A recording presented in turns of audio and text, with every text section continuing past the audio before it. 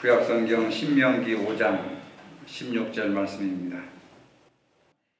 너는 내 하나님 여호와께서 명령한 대로 내 부모를 공경하라. 그리하면 내 하나님 여호와가 내게 준 땅에서 내 생명이 길고 복을 누리리라. 아멘. 오늘은 어버이 주일로 지킵니다.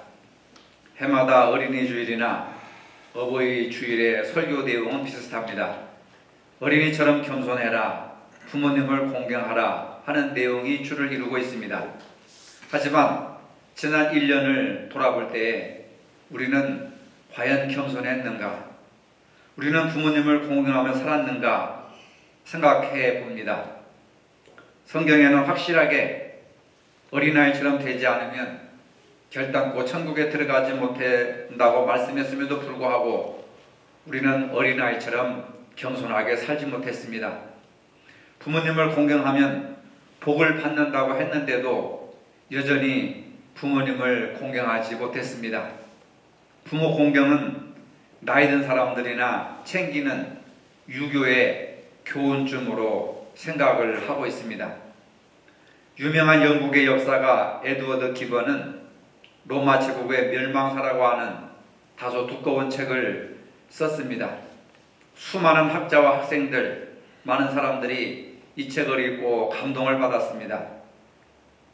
세계에서 가장 강력하고 완벽했던 로마 제국이 어떻게 해서 멸망했는지에 대한 관심을 가지고 다각적으로 조사하고 연구한 내용입니다.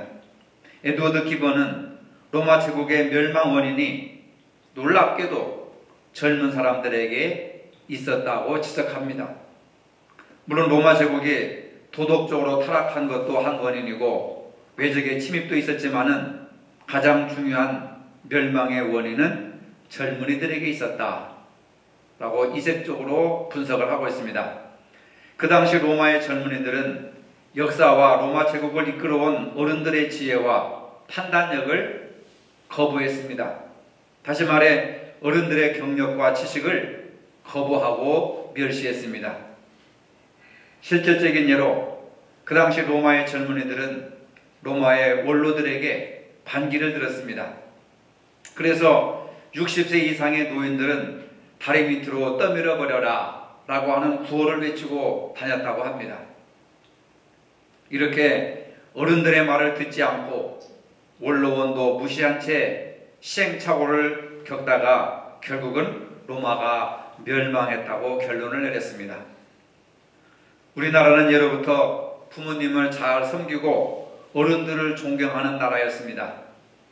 그래서 한국에 왔던 최초의 의료 선교사 엘런은 우리나라에 대해서 조선은 늙음과 죽음이 두렵지 않는 노인들의 천국이다 라고 나라를 소개하고 있습니다.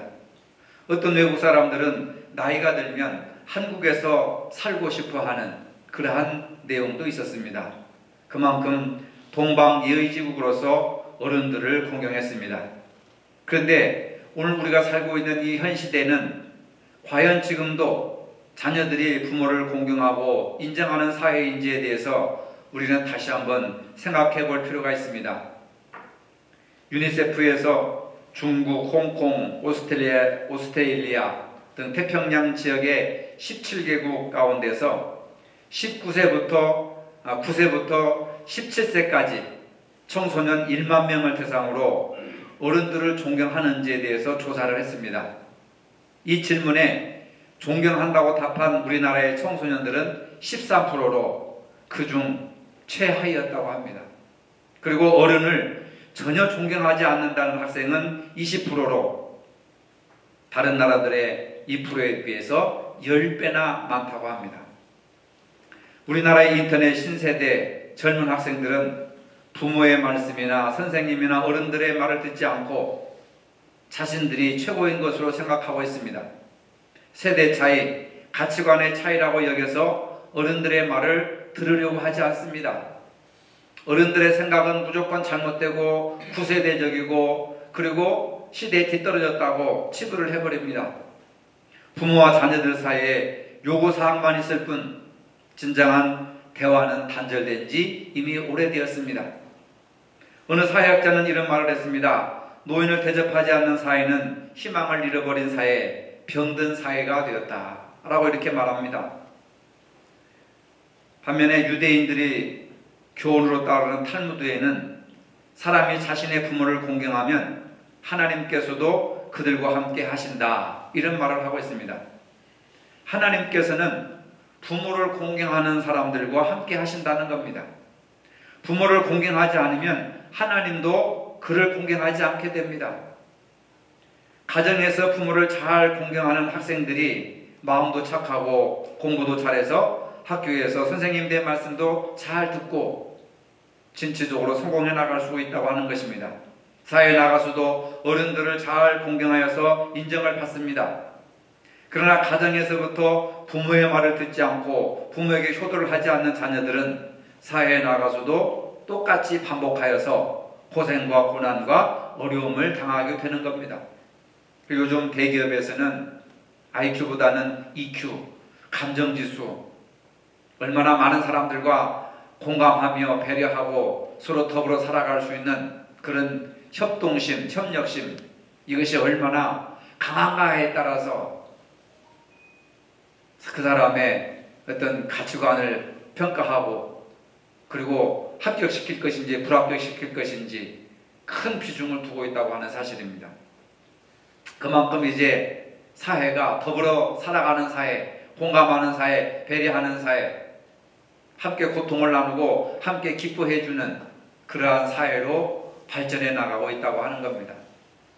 오늘 본문 말씀은 모세가 이스라엘 백성에게 율법의 핵심인 10계명을 가르친 말씀입니다. 10가지 계명 중에 첫 번에서부터 네 번째까지는 하나님에 대한 말씀입니다. 하나님을 공경하라, 또 하나님을 사랑하라고 하는 내용입니다. 그리고 5번째부터 10번째까지가 인간과 인간 간의 관계를 말하고 있습니다. 그 중에서 제일 첫 번째가 내 부모를 공경하라입니다. 제일 중요한 것이 부모를 공경하라고 하는 겁니다. 부모를 공경해야 형제 간의 우애도 있고 형제 간의 우애가 있어야 친구 관계도 잘 되고 다른 모든 관계가 잘 풀려지게 된다라고 하는 인과관계를 설명하고 있습니다. 신명기 기자는 오늘 본문 말씀을 통해서 부모를 공경하는 자에게 복을 주신다고 말씀하고 있습니다. 첫째로는 내 부모를 공경하라. 둘째로는 내게 준 땅에서 내가 생명의 길이라. 그리고 세 번째는 그리하면 내가 복을 누리리라 하는 겁니다. 첫째로 내 부모를 공경하라 하십니다. 너는 너의 하나님 여호와의 명한 대로 내 부모를 공경하라. 16절 말씀입니다. 부모를 공경하라고 하는 말은 하나님의 명령입니다. 좋든 싫든 낳아주고 길러주신 부모를 공경하라는 겁니다. 공경하라고 하는 말은 부모의 권위를 존중해주고 부모의 말씀에 순종하고 부모를 귀하게 여겨 잘 보살피고 따르라고 하는 말씀입니다. 부모는 이 땅에서 하나님을 대신하는 권위의 상징입니다. 하나님은 눈에 보이지 않지만은 부모는 눈에 보이는 그런 존재입니다. 눈에 보이는 부모를 공경하지 않으면서 눈에 보이지 않는 하나님을 믿는다고 하는 것, 하나님을 사랑한다고 하는 것은 잘못된 신앙입니다. 독일의 종교개혁자 마르틴 루터는 부모는 하나님의 대리자라고 하는 말을 했습니다. 부모를 공경하는 마음으로 하나님을 잘 섬기고 부모 공경함을 통해서 가정의 질서도 잘 지키고 부모를 공경하는 마음으로 사회를 잘 섬기고 적응해 나가면 그 사람의 생활에는 행복과 성공이 깃들 것이다 라고 말하고 있습니다. 잠언 23장 25절의 말씀에 내 부모를 즐겁게 하며 너 낳은 어미를 기쁘게 하라고 하였습니다.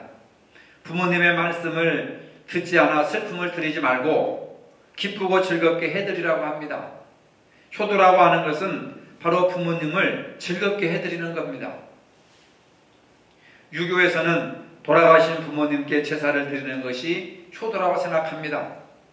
그러나 기독교에서는 돌아가신 부모님보다 살아계신 부모님에게 효도하라고 가르치고 있습니다. 돌아가신 부모에게 제사를 드리는 것보다 살아계신 부모에게 효도하는 것이 더 중요합니다. 살아계신 부모에게 효도하는 것이 더 현실적이고 중요한 내용입니다. 돌아가신 부모에게 제사상을 차린다고 해서 그것을 먹을 수가 없습니다. 어떤 사람은 제사상에다가 술도 부어주고 담배까지 꽂아줍니다. 그러나 돌아가신 부모가 어떻게 술을 마시고 어떻게 담배를 피우겠습니까?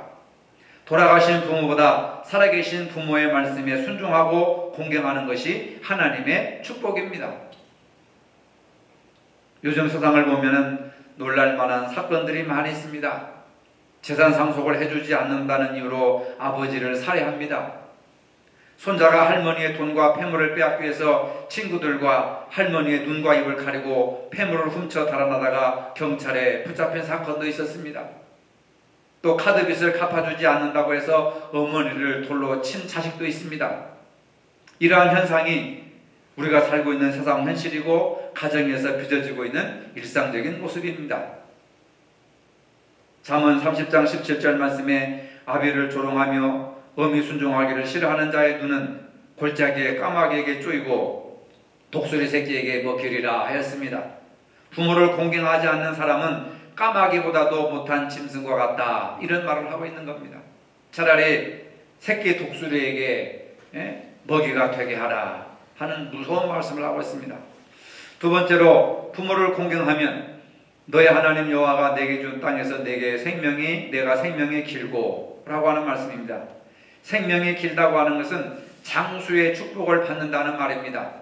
하나님께서는 부모를 공경하는 자에게 장수의 축복을 주십니다. 생명의 주인이신 하나님께서 생명을 주셔야 우리가 오래 살 수 있습니다. 장수의 축복은 무엇입니까? 건강과 평안입니다. 건강해야 오래 사는 것이고, 오래 살면서도 건강하고 오래 살면서도 평안해야 그것이 행복인 것이죠. 병으로 오래 살고 또 불안과 초조와 염려와 걱정으로 오래 사는 것은 그것은 행복이 아니라 불행입니다. 그래서 건강과 평안하게 오래 살아야 됩니다. 병든 사람은 결코 오래 살 수가 없습니다. 건강한 사람이 오래 살 수가 있습니다. 출애굽기 20장 12절 말씀에 내 부모를 공경하라. 그리하면 너의 하나님 나 여호와가 내게 준 땅에서 내 생명이 길리라 라고 했습니다. 땅도 주시고 장수의 축복도 부모를 공경하는 자에게 주시는 선물입니다. 잠언 3장 1, 2절의 말씀에도 솔로몬 왕이 이런 말을 했습니다. 내 아들아 나의 법을 잊어버리지 말고 내 마음으로 나의 명령을 지키라. 그리하면 그것이 너로 장수하여 많은 해를 누리게 하며 평강을 더하게 하리리라. 아들은 아버지에게 배워야 합니다.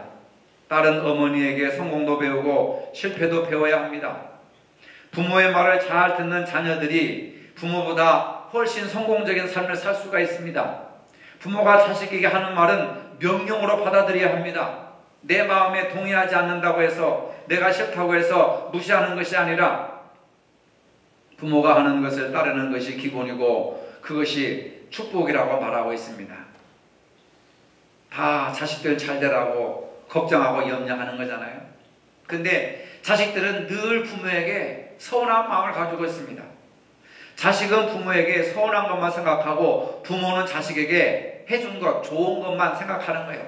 내가 너를 어렸을 때 이걸 해줬다, 이렇게 해줬다, 이렇게 해줬다, 해준 것만 생각하는데 자식들은 불평과 불만만 생각하는 겁니다.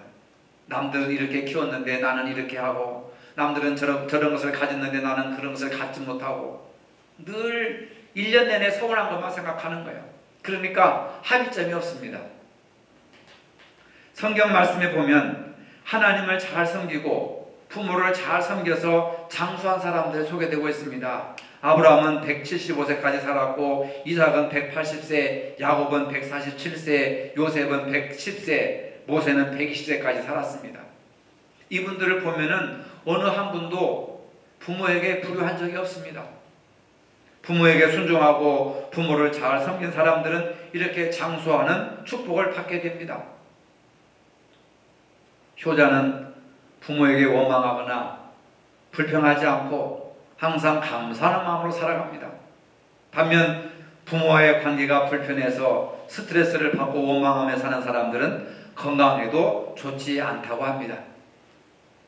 100세가 넘어도 치매에 걸리지 않고 성경을 읽고 신문도 읽고 전혀 불편함 없이 활동하는 부모들을 이렇게 조사해 보니까 대부분 가족관계가 좋은 사람들, 그 사람들이 치매도 걸리지 않고 눈도 나쁘지 않고 신문도 잘 읽고 행복하게 살더라는 것입니다. 특히 자식들에게 공경받는 부모가 건강하게 살더라는 내용입니다.